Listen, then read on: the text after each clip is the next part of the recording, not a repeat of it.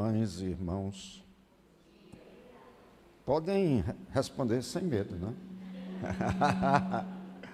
A gente, às vezes, pensa que só assembleiano faz barulho, mas nós também fazemos barulho, né?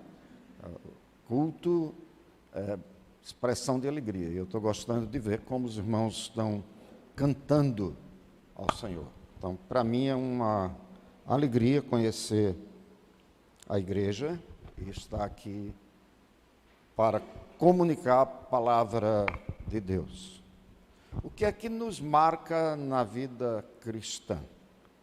Eu li há algum tempo a história de um homem que se converteu, digamos, levantou a mão na hora do apelo e depois do culto ele foi junto do pastor e disse: pastor, quanto é que eu vou ganhar? Pastor, ganhar? Sim, quanto é? Qual é o preço de eu ser dessa igreja? Ele estava querendo vender o passe à igreja, não é? Muitas vezes nós pensamos assim. E muitas vezes nós que somos crentes há muito tempo, continuamos pensando simplesmente em galardão, em recompensa. Então, qual é a minha parte? É verdade que nós recebemos as bênçãos mais ricas, incomparáveis das mãos de Deus. Não por sermos, digamos, de determinada igreja ou de determinada denominação, mas por sermos servos de Jesus Cristo. E aqui entra uma palavra que é bem conhecida de todos nós. É a palavra servo.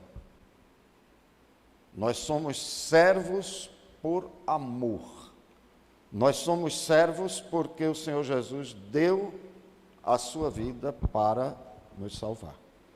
E muitas vezes os desafios são tão grandes que nós pensamos: não, isso aí, Senhor, envie outro, não é? Envia quem hás de enviar, menos a mim, não é? Foi a proposta de Moisés. Mas o nosso personagem hoje é um personagem que eu tenho profunda admiração por ele. Livro dos Atos dos Apóstolos, capítulo 9, começando com o verso 10. Atos 9, começando com o verso 10. Havia em Damasco certo discípulo chamado Ananias. Disse-lhe o Senhor em visão: Ananias. Respondeu ele: eis-me aqui, Senhor. Ordenou-lhe o Senhor: levanta-te, vai à rua direita e procura em casa de Judas um homem de Tarso chamado Saulo. Pois eis que ele está orando. E viu um homem chamado Ananias entrar e impor-lhe as mãos para que recuperasse a vista. Respondeu Ananias: Senhor, há muitos ouvi acerca desse homem, quantos males tem feito aos teus santos em Jerusalém. E aqui tem poder dos principais sacerdotes para prender a todos os que invocam o teu nome. Disse-lhe, porém, o Senhor: vai, porque este é para mim um vaso escolhido para levar o meu nome perante os gentios e os reis e os filhos de Israel. Pois eu lhe mostrarei quanto lhe cumpre padecer pelo meu nome. Partiu Ananias e entrou na casa e, impondo-lhe as mãos, disse: Irmão Saulo, o Senhor Jesus, que te apareceu no caminho por onde vinhas, enviou-me para que tornes a ver e sejas cheio do Espírito Santo. Logo lhe caíram dos olhos como que umas escamas e recuperou a vista. Então, levantando-se, foi batizado e, tendo tomado alimento, ficou fortalecido. Oremos.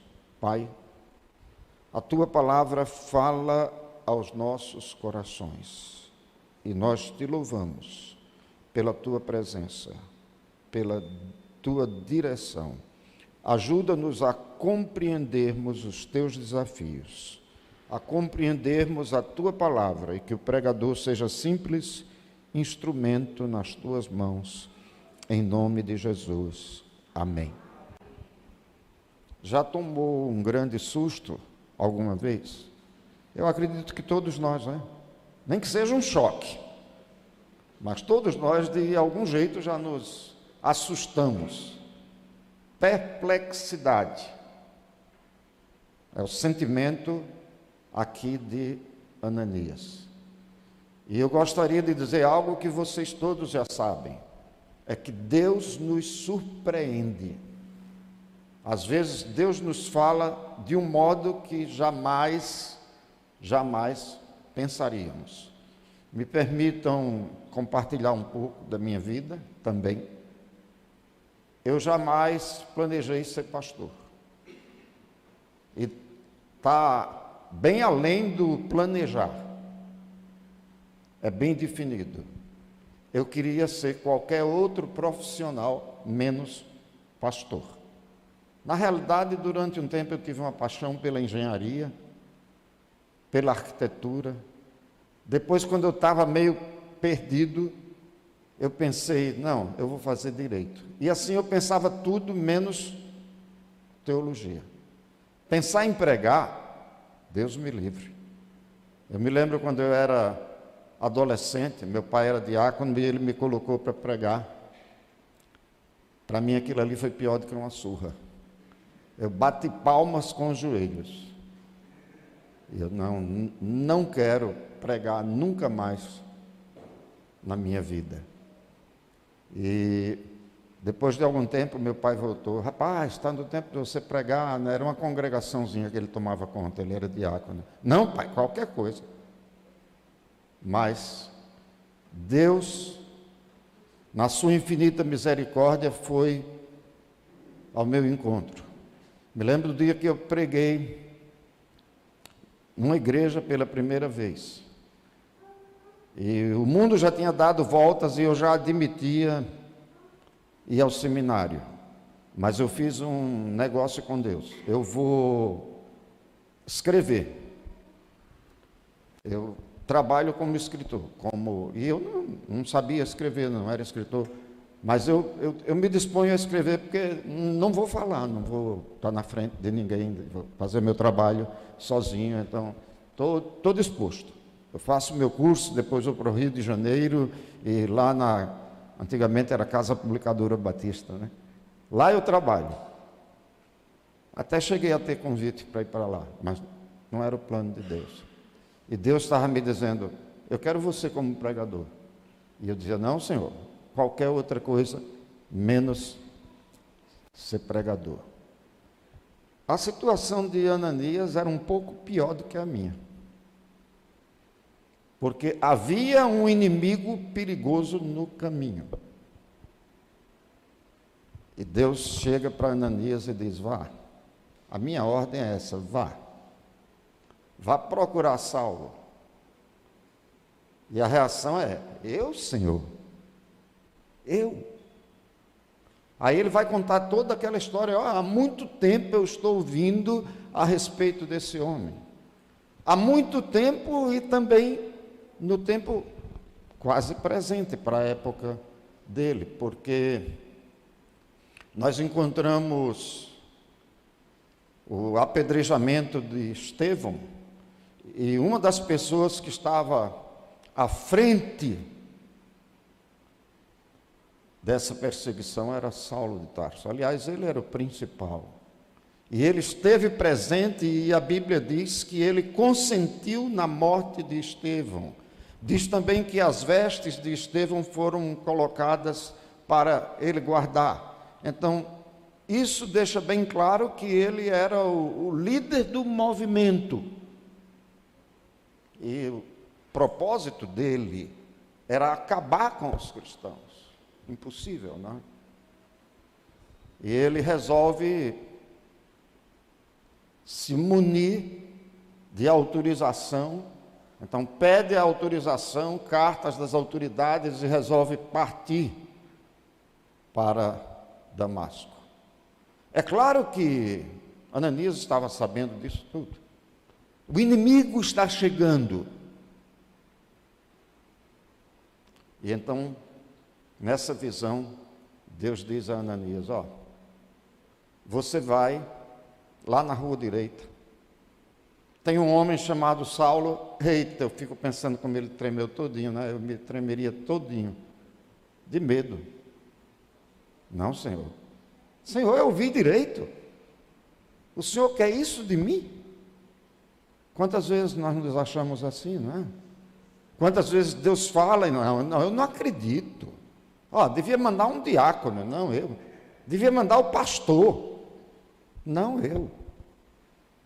E então Ananias começa a argumentar: há muito tempo eu tenho ouvido a respeito desse homem, dos males que ele tem feito, e Deus repete: vá. Vá, porque ele é para mim um vaso escolhido, vaso de bênçãos, né? Nós não cantamos, né? Quero ser um vaso de bênçãos. Ele vai levar o meu nome a todos aqueles, nos 4 cantos a quem eu ordenar. Ananias não tinha mais como contra-argumentar. Deus é maior. A gente não fala sempre isso, né? Eu vou, mas eu vou batendo palmas com os joelhos. Ananias chega, entra naquela casa, encontra Saulo, não mais o perseguidor, não mais pronto para maltratar os crentes, mas orando. Alguma coisa havia mudado. E eu fico pensando no que Ananias sentiu naquele momento, porque ele chega, lembram como é que ele trata Saulo? Irmão Saulo, o Senhor me enviou para que tornes a ver e sejas cheio do Espírito Santo.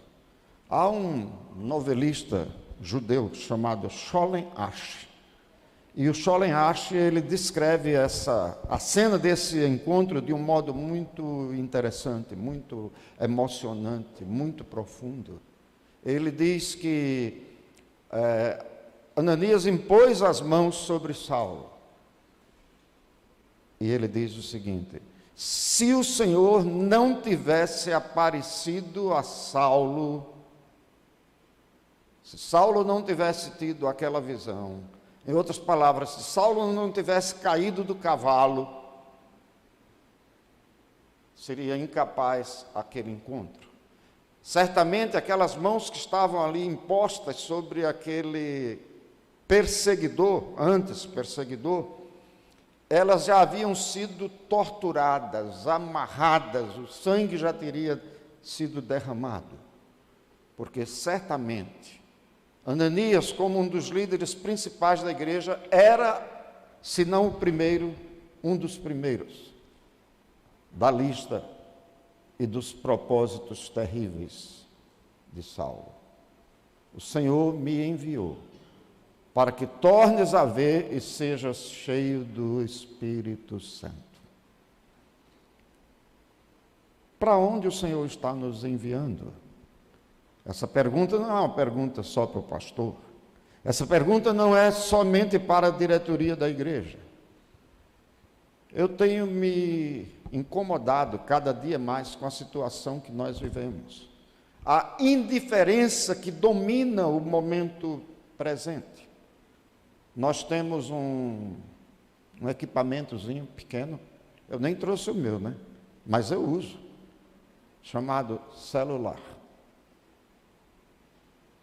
Eu tenho 7 netos, e às vezes eles chegam lá em casa todos de uma vez, e às vezes ainda levam algum primo, agora tem os pré-netos, namorados e namoradas deles, então a casa fica cheia, o apartamento não cabe. Mas é interessante que não há animação de conversa. Antigamente, quando algumas pessoas se reuniam, havia aquela animação, aquele barulho, aquela alegria de um falar com o outro. Agora é todo mundo ri sozinho, ri na frente do celular, quer dizer, o celular está dominando. Eu tenho constatado que o comprimento com os passantes é findo. Eu dou umas voltas lá nos quarteirões próximos à minha casa, ao meu apartamento, e eu tenho o costume de falar bom dia, boa tarde, boa noite. E eu acho que ficam pensando assim, esse velhinho é doido. Não existe mais esse negócio. É uma pena, meus irmãos.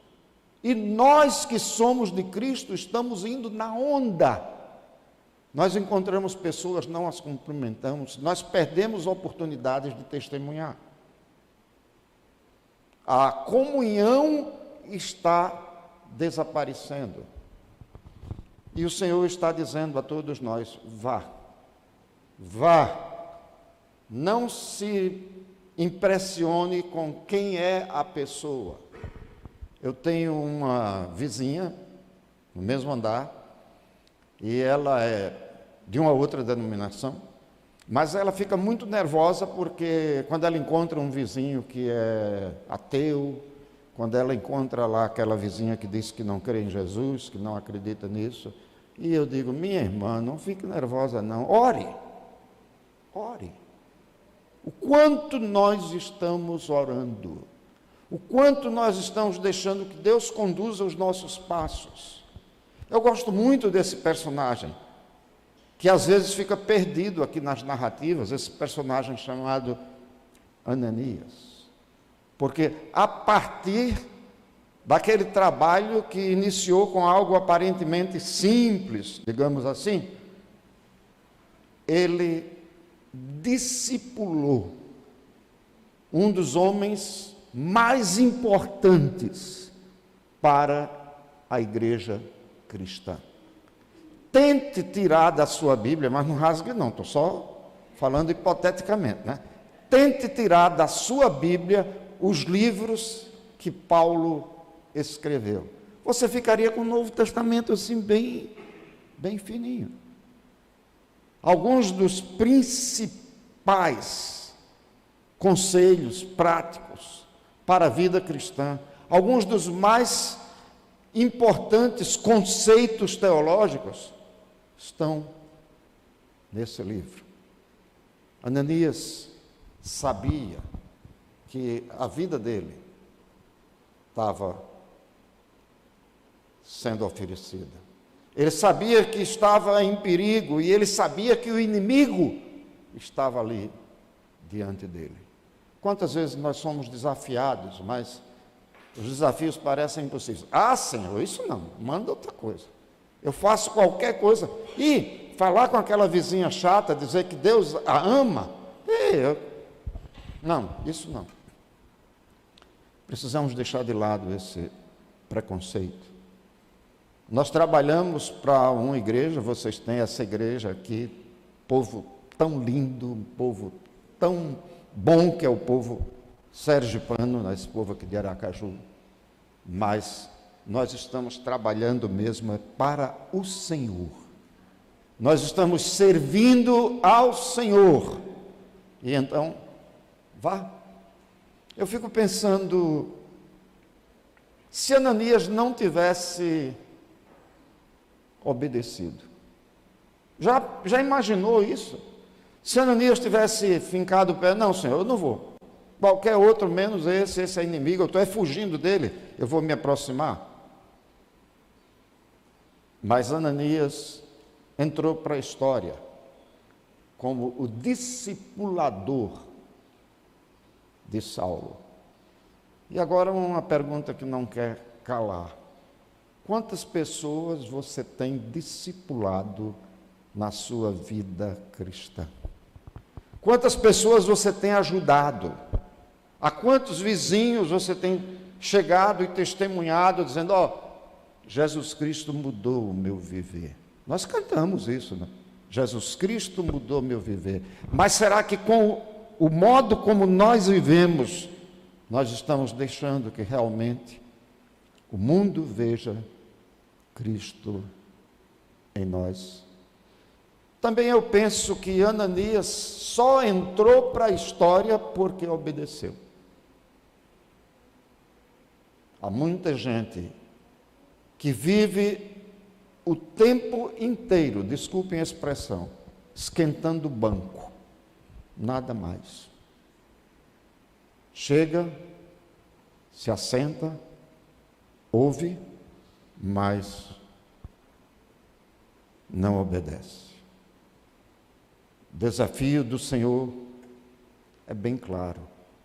Ananias entrou para a história com esse personagem que tanto nos inspira, mas ele teve a coragem de arriscar a sua própria vida. E porque ele obedeceu em toda parte onde o Evangelho de nosso Senhor e Salvador Jesus Cristo é pregado, o nome de Ananias é mencionado. Permitam-me voltar à minha própria experiência. Eu me lembro o dia que eu preguei a primeira vez numa igreja e eu fiz um trato com o Senhor porque eu sabia que aquele trato eu ia ganhar. Aquela batalha, imaginem quanta infantilidade, né? Eu disse, não, esse aqui, o Senhor não vai fazer esse milagre, e eu não queria que Ele fizesse. Eu não sabia pregar, eu não queria pregar, eu tremia dos pés à cabeça para pregar. Aí eu digo, tá bom, eu estou sendo obrigado a pregar numa igreja, então, lá vou eu me tremendo. E eu pedi, não disse a ninguém, mas eu pedi, Senhor, eu quero que pelo menos uma pessoa se converta. Levante a mão. Ou venha à frente. E eu digo, agora com essa eu vou ganhar do Senhor. Não tem jeito. Aí preguei, me tremendo todinho, né? Um esboço, dava quase 1 metro de esboço que eu tirei de um livro. E todo lá sem jeito, suando que só. Aí terminei de pregar, me sentei. E o dirigente do culto mandou cantar ao findar o labor desta vida, quando a morte ao teu lado chegar. Aquele hino é quilométrico. Mas eu não fiz apelo. E o Senhor me disse, olha, vá fazer o apelo. Você não pediu? Senhor, não sei nem pregar, quanto mais fazer apelo. E os irmãozinhos lá cantando. Amanhã pode ser muito tarde, hoje Cristo quer libertar. E o Senhor me falando, vai, eu não. Senhor, eu não sei nem pregar, quanto mais fazer um apelo. Mas eu digo, não, eu tenho que ser coerente, né? Aí levantei ainda trôpego e o que é que eu ia dizer? Alguém que aceita Jesus como seu Salvador, recebe Jesus, saia do seu lugar e venha à frente. Pedi o mais difícil, que eu não estava torcendo por decisões. Eu estava torcendo para eu vencer o Senhor, para a minha vontade prevalecer. E os irmãos cantando, eu acho que são 6 estrofes, eita, hino comprido. E eu, meu Deus, esse hino não acaba mais. Aí levantou uma pessoa e veio à frente. Eu não disse nada, eu não sei se eu estava triste, se eu estava alegre. Era um misto. 4 pessoas vieram à frente. Eu não disse mais nada. Emudeci. Fui para a casa onde eu estava hospedado, me ajoelhei e disse, Senhor, eu não estou sabendo mais de nada. E as pessoas começaram a saber na minha igreja lá em Maceió, o Gilton vai para o seminário.